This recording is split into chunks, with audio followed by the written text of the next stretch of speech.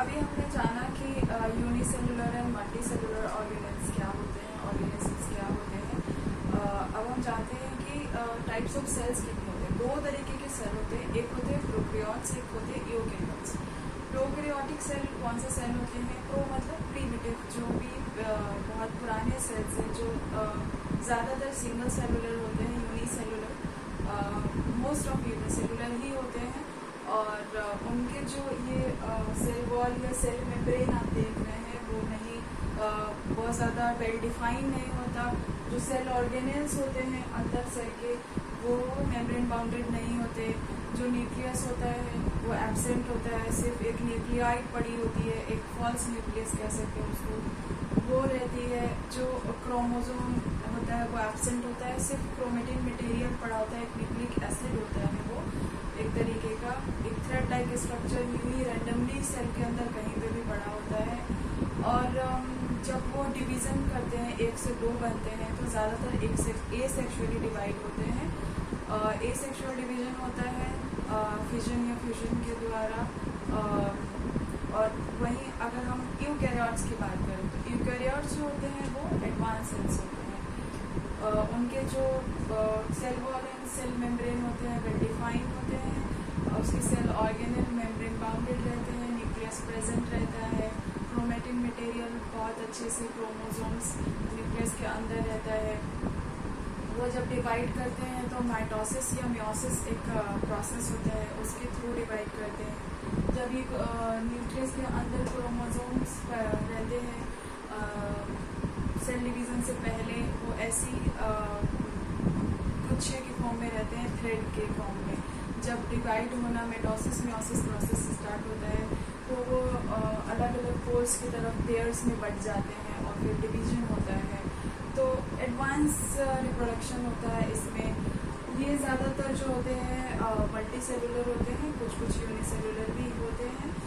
तो basic difference multi cellular और unicellular organism में आपको समझाया था। अब प्रोकैरियोट्स एंड यूकैरियोट्स का भी बेसिक डिफरेंस आपको समझाया।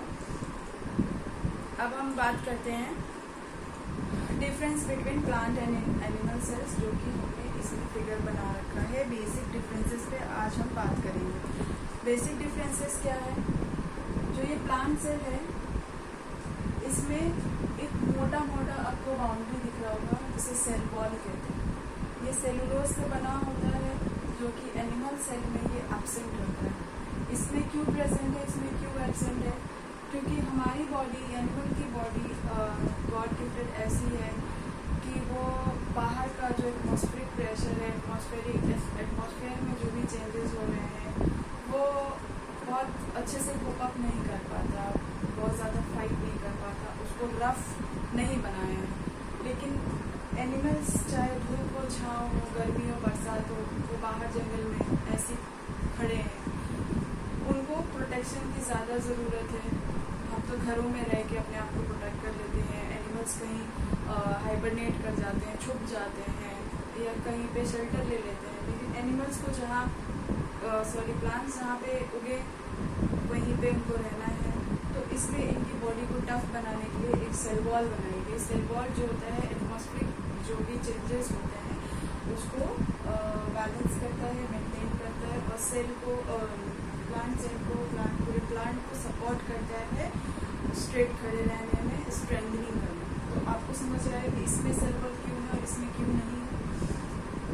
साथ साथ दोनों डिफरेंस समझते जाएं। दूसरा डिफरेंस, इसमें एक बड़ा सा वैक्यूल देख रहे हैं, इसको वैक्यूल कहते हैं। वो इसमें आपको एब्सेंट मिलेगा एनिमल सेल में। प्लांट सेल में वैक्यूल रहता है, एनिमल सेल में नहीं रहता। वो ऐसा क्यों होता है?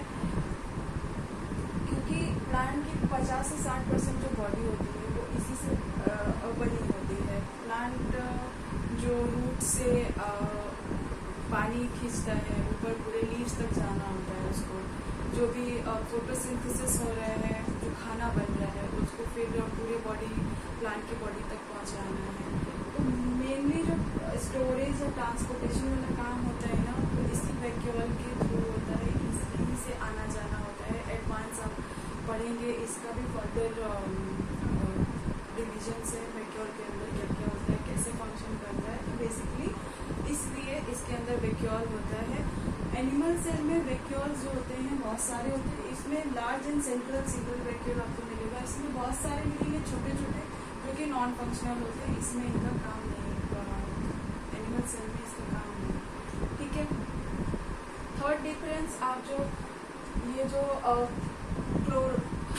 क्लोरोप्लास्ट, क्रोमोप्लास्ट, प्लास्टिड्स जिसे कहते हैं, प्लास्टिड्स जो होते हैं प्लांट सेल में प्रेजेंट होते हैं और एनिमल सेल में वो एब्सेंट होते हैं। ऐसा क्यों होता है? क्योंकि इसको फोटोसिंथेसिस की ज़रूरत है प्लांट सेल में, और फोटोसिंथेसिस करने के लिए आपको पता है एनवायरनमेंट से, सनलाइट से क्लोरोफिल जो होता है एक्टिव होता है, जो प्लांट्स की लीफ में क्लोरोफिल प्रेजेंट होता है, उसको एक्टिव करने के लिए सनलाइट की ज़रूरत होती है। तो वो कौन लेता है?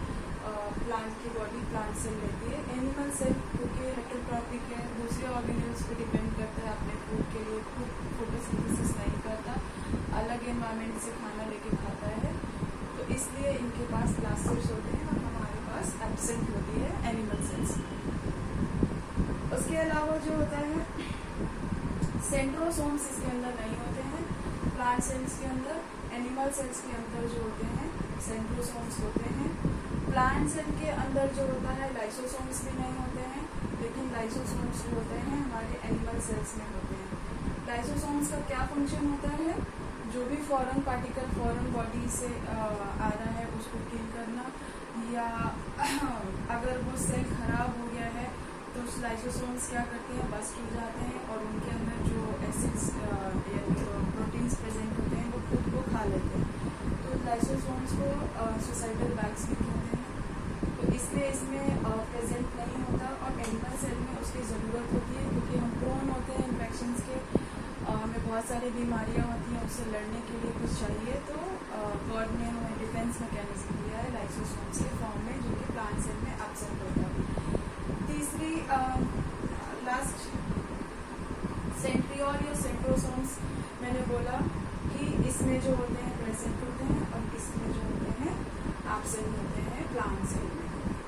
तो these are the main basic difference between a plant cell and a animal cell. तो होप आपको ये बेसिक डिफरेंस समझ में आया हो। अब हम एक एक करके जितने भी ऑर्गेनिल्स आपको दिखाए हैं वो एक एक करके जानेंगे, पढ़ेंगे, समझेंगे कि इनका क्या क्या फंक्शन है। तो आइए स्टार्ट करते हैं हम। उनके फंक्शन को जानने से पहले कुछ टर्म्स हैं जिनको आपको जानना ज़रूरी है, जो मैं बार बार यूज़ करूँगी। एक टर्म है आपकी बुक में डिफ्यूजन और ऑस्मोसिस। ये टर्म जानना क्यों ज़रूरी है आप, क्योंकि ये mode of you can say transportation है, mode of exchange of material है इन प्लांट सेल्स। जो प्लांट्स होते हैं वो डिफ्यूजन एंड ऑस्मोसिस के थ्रू अपने खाने को या पानी को या न्यूट्रिएंट्स को एक्सचेंज करते हैं, और इसी पे इनकी जो पूरी लाइफस्टाइल है डिपेंड है। तो डिफ्यूजन क्या है? किसी भी हायर कंसंट्रेशन से किसी मटेरियल का लोअर कंसंट्रेशन की तरफ जाना। The process of transfer of material from its higher concentration to the lower concentration is known as diffusion. तो द फिनोमिना जिसमें एक कंसंट्रेशन जहाँ पे हाई है किसी चीज़ की, जैसे मान लो फोटोसिंथेसिस हुआ, खाना स्टोर हुआ, अब उसको खाने को पूरी बॉडी में पहुँचाना है तो डिफ्यूजन के थ्रू वो खाना पहुँचेगा। तो this is one of the case. दूसरा क्या होता है? कोई सब्सटेंस है लाइक कार्बन डाइऑक्साइड, ऑक्सीजन, जो कि एटमॉस्फेयर से प्लांट को लेना है फोटोसिंथेसिस करने के लिए, तो वो लीव्स में कैसे आएंगी? लीव्स के अंदर कोई हाथ तो है नहीं कि ऐसे नाक है नहीं कि सूंघ लिया ले लिया, वो कैसे करेंगे? Is a process of diffusion. जो कार्बन डाइऑक्साइड प्रेजेंट है उसको वो डिफ्यूजन के प्रोसेस से लीव्स के अंदर लेगा, और डिफ्यूजन के ही प्रोसेस से फिर वो ऑक्सीजन जो है अपने बॉडी से एटमॉस्फेयर में छोड़ता है। तो exchange of gases, material and food is happen through this process. Other hand osmosis. Osmosis क्या होता है? वाटर के मूवमेंट को एक हाई कंसंट्रेशन से दूसरे कंसंट्रेशन की तरफ जाने को हम ऑस्मोसिस कहते हैं। और इसी बेस से, इसी फिनोमिनन से जो रूट्स होती हैं प्लांट्स की, वो पानी एब्जॉर्ब करती है ज़मीन से। जो रूट्स होते हैं वो अंदर ज़मीन के फैले हुए होते हैं और ऑस्मोसिस प्रोसेस के थ्रू रूट्स पानी को सक करते हैं, ऑब्जॉर्ब करते हैं और जहाँ जहाँ बॉडी में, प्लांट की बॉडी में नीडेड है वहाँ ट्रांसफर करते हैं। तो इसी बेस पे जो होते हैं 3 तरीके के सॉल्यूशन आपके बुक में दिए गए हैं। एक हाइपरटोनिक सॉल्यूशन, एक आइसोटोनिक और एक हाइपोटोनिक। तो ये तीनों सॉल्यूशंस में क्या डिफरेंसेस है ये हमें जानना ज़रूरी है। तो हाइपोटोनिक सॉल्यूशंस कौन से होते हैं? मानो एक ये सेल है और ये एक मीडियम है जिसके अंदर ये सेल रखा हुआ है, ठीक है। अगर ये मीडियम का कंसंट्रेशन, मीडियम में जो पानी है वो ज़्यादा है in comparison to this cell, तो वो सॉल्यूशन कैसा हुआ? Hypertonic solution. हाइपोटोनिक सॉल्यूशन होगा, उसमें क्या होगा कि मीडियम से पानी जाएगी प्लांट सेल के अंदर जाएगी। तो मीडियम में पानी ज़्यादा है इन कंपैरिजन टू सेल, तो वो सॉल्यूशन कैसा हुआ? Hypotonic solution. और इसमें मूवमेंट ऑफ वाटर कहाँ से होगा? Through the medium to the cell. और इस केस में क्या होगा? आप इमेजिन करके देखो, सेल जो होता है फूलेगा क्योंकि उसमें पानी भर रहा होगा, तो सेल जो होता है स्वेलन अप हो जाएगा, फूल जाएगा। आइसोटोनिक सॉल्यूशन कौन से होते हैं? आइसो मतलब होता है सेम टोन वाला, जिसमें मीडियम में भी वही पानी का कंसंट्रेशन है और सेल में भी वही पानी का कंसंट्रेशन है। तो यहाँ पे मूवमेंट ऑफ वाटर जो होता है दोनों तरफ होता है, जहाँ पानी की ज़रूरत होती है ज़्यादा जाएगा, नहीं है तो बाहर आ जाएगा। तो both way movement of water होता है आइसोटोनिक सॉल्यूशन के अंदर। And the third hand hypertonic solution क्या होगा? सेल के अंदर पानी का कंसंट्रेशन ज़्यादा रहेगा इन कंपेरिजन टू मीडियम, तो पानी का मूवमेंट दोनों तरफ होगा, लेकिन ज़्यादा पानी जो होता है बाहर आएगा इन कंपेरिजन टू अंदर जाना।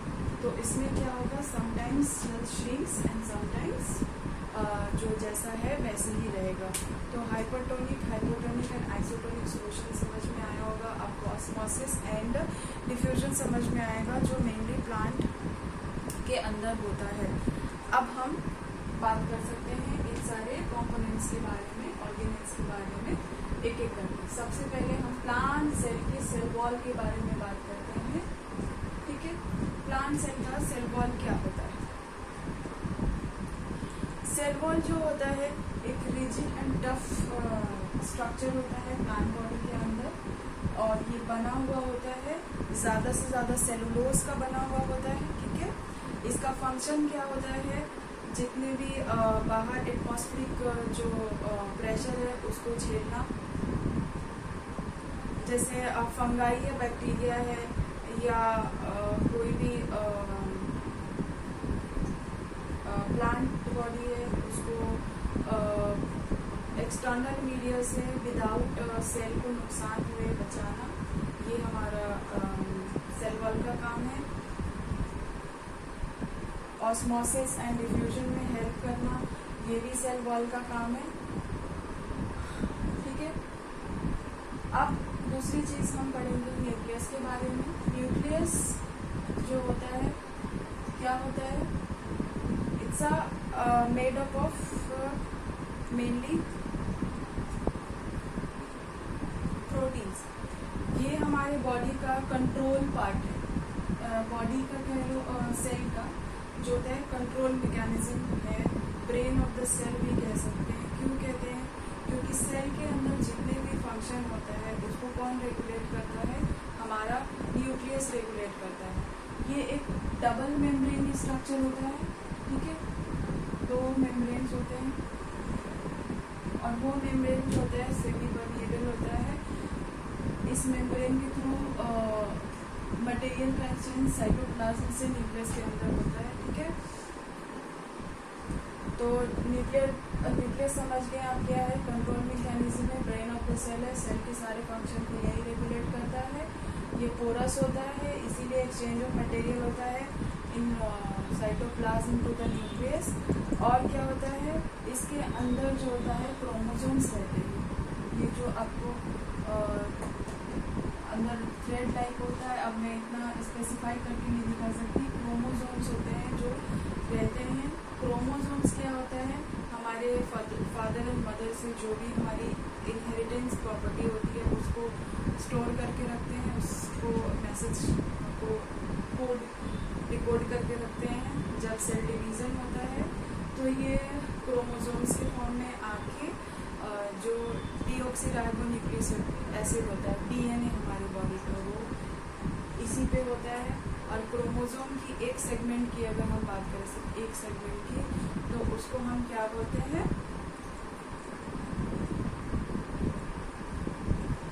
जीन्स। ठीक है, तो हमारी जीन कह लो, डीएनए कह लो, इनहेरिटेंस प्रॉपर्टी कह लो, ये सब किसके अंदर होता है, न्यूक्लियस के अंदर जो क्रोमोसोम्स होते हैं उसके ऊपर।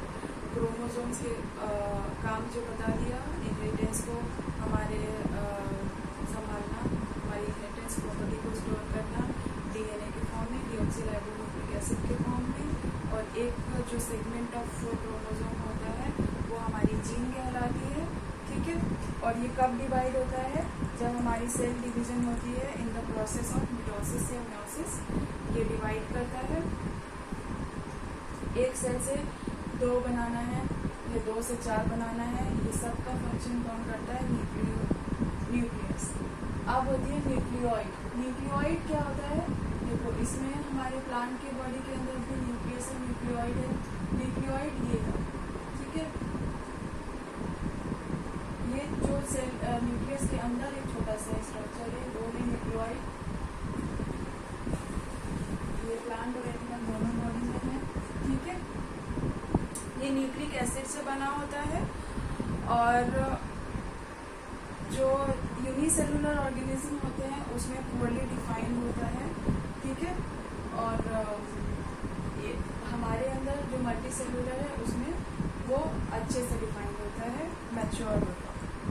अब हम बात करते हैं साइटोप्लाज्म के बारे में। साइटोप्लाज्म क्या होता है, ये जितना भी सेल मेम्ब्रेन के अंदर लिक्विड है और जिस लिक्विड के अंदर ये सारे सेल ऑर्गेनिल रह रहे हैं उसको हम लोग साइटोप्लाज्म कहते हैं। तो cytoplasm is the fluid which inside which all the cell organelles live, जिसके अंदर सारे सेल ऑर्गेनिल्स रहते हैं। अब आती है फंक्शन ऑफ साइटोप्लाज्म। साइटोप्लाज्म का क्या फंक्शन होता है, exchange of material between the cell and the nucleus. Cell और न्यूक्लियस के बीच में जो एक्सचेंज ऑफ मटेरियल होता है वो साइटोप्लाज्म कहता है। या एक सेल से दूसरे सेल के अंदर जो भी एक्सचेंज ऑफ, अब ये एक सेल है, सेल सेल सेल बहुत सारे सेल मिल के टिश्यूज बनाते हैं, तो एक दूसरा सेल इसके पास होगा, तीसरा होगा, चौथा होगा, पांचवा होगा, तो आपस में भी तो सेल एक्सचेंज ऑफ मटेरियल करेंगे, तो वो किसके थ्रू करेंगे, इस सेल मेम्ब्रेन के थ्रू। और वो सारा मटेरियल कहाँ पे रहेगा, इस फ्लूइड में, जिसको हम लोग क्या बोलते हैं, साइटोप्लाज्म बोलते हैं। तो इसीलिए साइट ऑफ मेटाबॉलिक पाथवे भी कहते हैं इसको। ठीक है, जैसे ग्लाइकोलिसिस वगैरह सब जो चीजें होती है वो किसके अंदर होती है, साइटोप्लाज्म के अंदर होती है। अब हम बात करते हैं ये जो रॉड लाइक स्ट्रक्चर दिख रहा है, प्लांट एंड एनिमल सेल दोनों न्यूक्लियस के आसपास, इसमें भी न्यूक्लियस के पास है, उसमें भी न्यूक्लियस के आसपास है।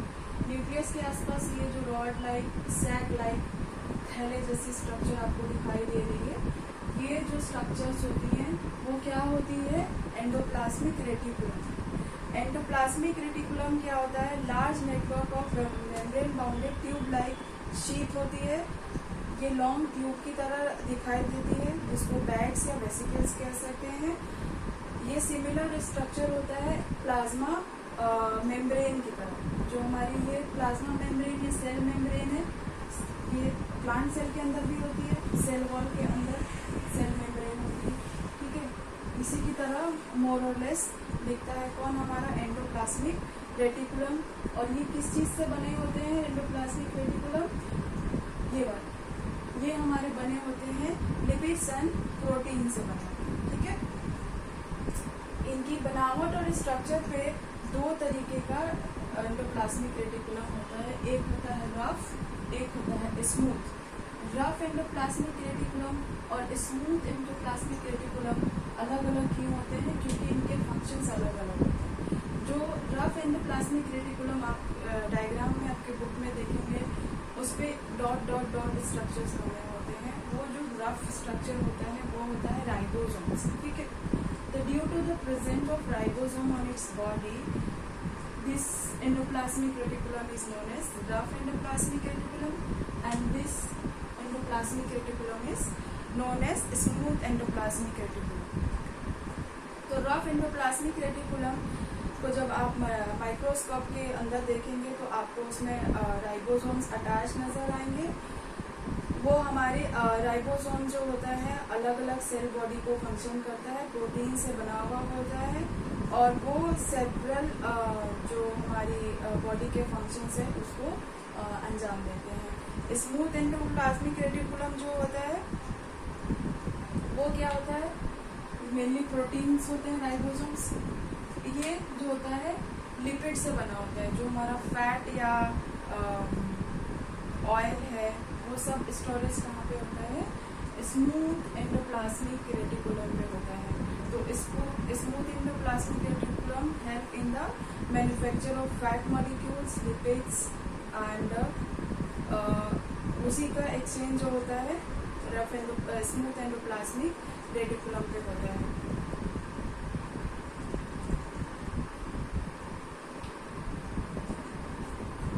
उसके बाद हम आते हैं गोल्गी बॉडी या गोल्गी ऑपरेटस के बारे में जानते हैं। गोल्गी बॉडी या गोल्गी ऑपरेटस क्या होते हैं? यहाँ पे देखिए ये स्ट्रक्चर दिख रहा है, गोल्गी ऑपरेटस। ये हमारे एनिमल सेल्स में रिप्रेजेंट होते हैं, सेम। तो Golgi apparatus consist of membrane bound vesicles arranged approximately parallel to each other stacked in a cistern। ये एक दूसरे के पैरेलली अरेंज होते हैं और एक एक स्टैक को हम क्या बोलते हैं? सिस्टर्न बोलते हैं। ये जो होता है ऑफनली कनेक्टेड रहता है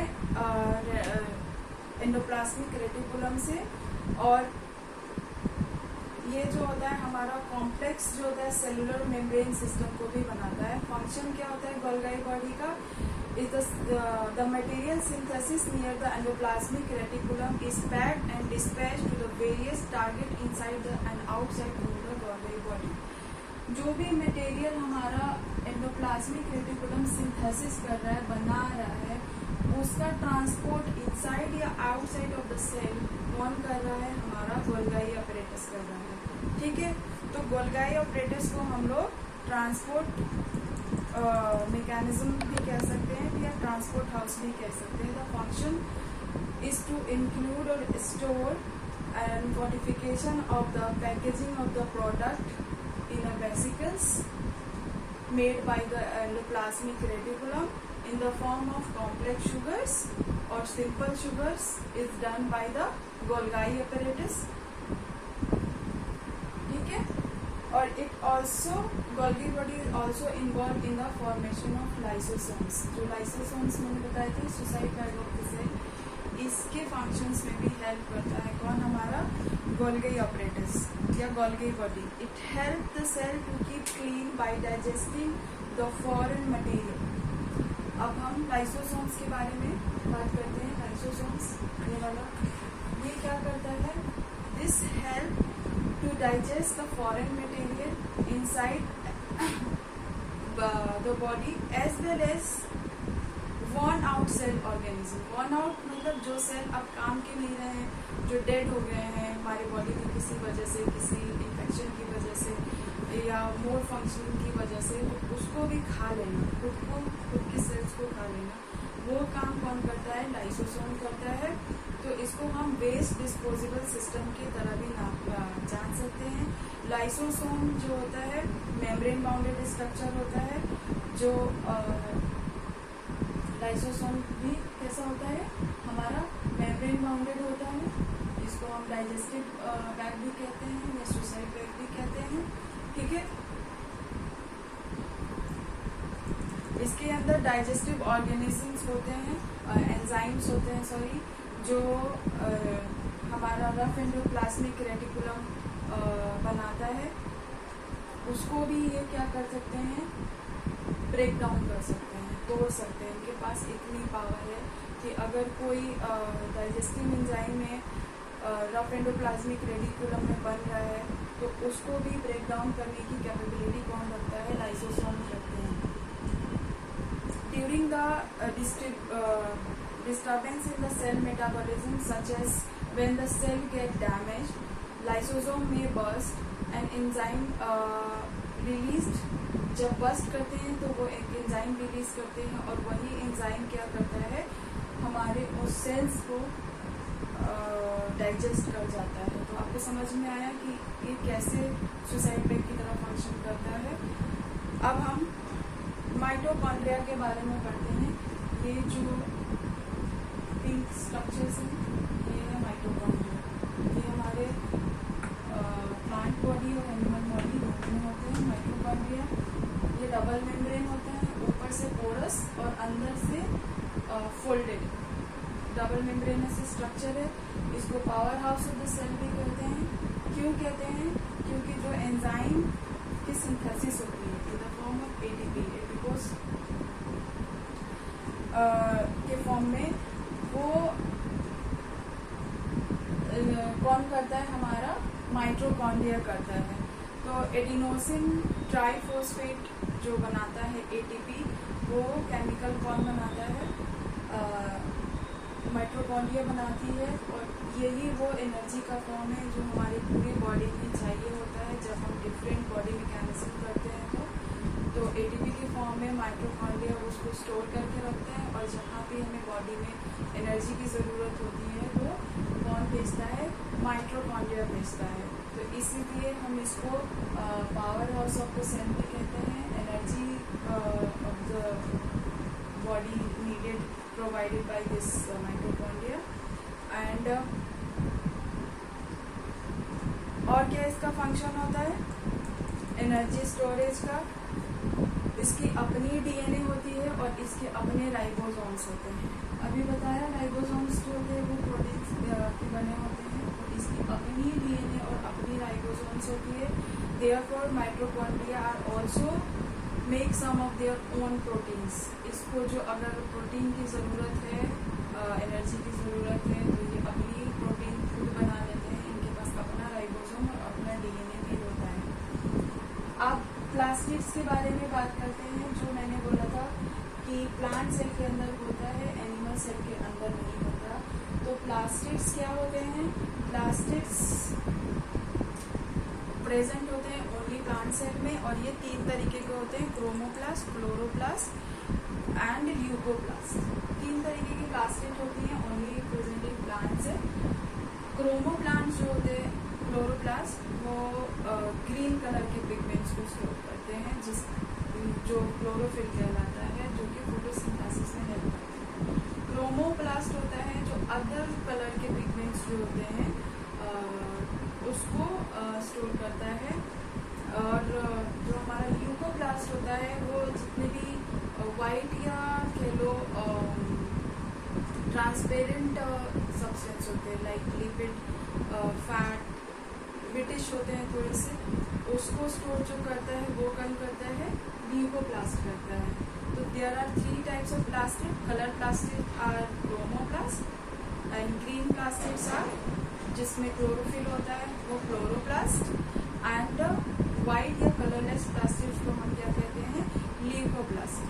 अब बात करते हैं हम स्ट्रक्चर ऑफ प्लास्टिड, कैसा होता है structure. The internal organization of the plastids consists of the numerous membrane layers ended in the material called the stroma।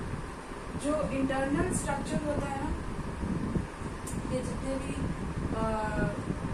अंदर वो स्ट्रोमा के फॉर्म में होता है, ठीक है, फोल्डेड रहता है। जब आप काट के देखोगे एक लीफ को, तो लीफ के अंदर आपको स्ट्रोमा और ये सब चीज़ें माइक्रोस्कोप के अंदर अच्छे से नजर आएगी, ठीक है। The chloroplast also contains some yellow or orange pigment addition to the chlorophyll। Chlorophyll में ग्रीन पिगमेंट तो होता है, लेकिन सम ऑरेंज या येलो पिगमेंटेशन भी होता है। तो ये आप याद रखना कि क्लोरोफिल के अंदर जो क्लोरोप्लास्ट होता है उसके अंदर सिर्फ क्लोरोफिल नहीं होती है, some green and orange yellow and orange pigmentation भी रहता है। ल्यूकोप्लास्ट जो होता है are primarily organelles in which the material such as oil, proteins, granules are stored. बताया ना, फैट, वाटर, ग्रेन्यूल्स जो ट्रांसपेरेंट होते हैं, ऑयल वगैरह, वो स्टोर कौन करता है? हमारा ल्यूकोप्लास्ट। अब हम इस सेंट्रल वैक्यूल के बारे में बात करते हैं। सेंट्रल वैक्यूल्स क्या होते हैं? Are storage sac for the solid and liquid content. जो बताया मैंने, प्लांट वो बनाता है, पानी को खींचे या फोटोसिंथेसिस करके जो हमारा खाना बनाए, उन दोनों का जो स्टोरेज होता है वो इसी 50-60% मेजर पार्ट में होता है। They are small in animal cell, अब बहुत छोटे छोटे होते हैं, और very large central in the plant cells. Functions क्या क्या काम होता है? It provide the turgidity and rigidity the plant cell. Plant को मजबूत रखना, रिजिड रखना या टर्जिड रखना, ये किसका काम होता है? हमारे वैक्यूल्स का काम होता है। Many important substance in life of the plant are stored in vacuoles, which include amino acids, sugars, various organic acids, and some proteins. बताया सारी स्टोरेज कहाँ पे हो रही है? हमारे इस लार्ज वैक्यूल पे हो रही है। In single cell animal like amoeba, food vacuole consists of food item that amoeba has consumed. जितना भी अमीबा जो है फूड आइटम खा रहा है वो भी उसके वैक्यूल में ही स्टोर होके रहता है। कुछ मल्टी सेलुलर ऑर्गेनिज्म है, उसमें स्पेशलाइज्ड वैक्यूल जो होता है वो ऑल्सो कुछ इम्पोर्टेंट रोल प्ले करता है, जैसे exchange of water and some exchange of food waste. तो समझ आया वैक्यूल का क्या काम है। तो इस चैप्टर में ओवरऑल हम यही सारी चीज़ें पढ़ेंगे। क्या क्या जाना हमने? सबसे पहले कि सेल को फंक्शनल यूनिट ऑफ लाइफ क्यों कहते हैं, structural and functional unit of life. दूसरी बात हमने जानी बिल्डिंग ब्लॉक क्यों कहते हैं। तीसरी बात हमने जानी कि जो सेल थ्योरी प्रपोज हुई उसके पहले क्या क्या हुआ। सबसे पहले एक डेड सेल रॉबर्ट हुक ने देखा, फिर ल्यूवेनहोफायर उन्होंने हमारा लाइव सेल देखा, फिर हमारे वर्चाओ जी आए जिन्होंने कहा कि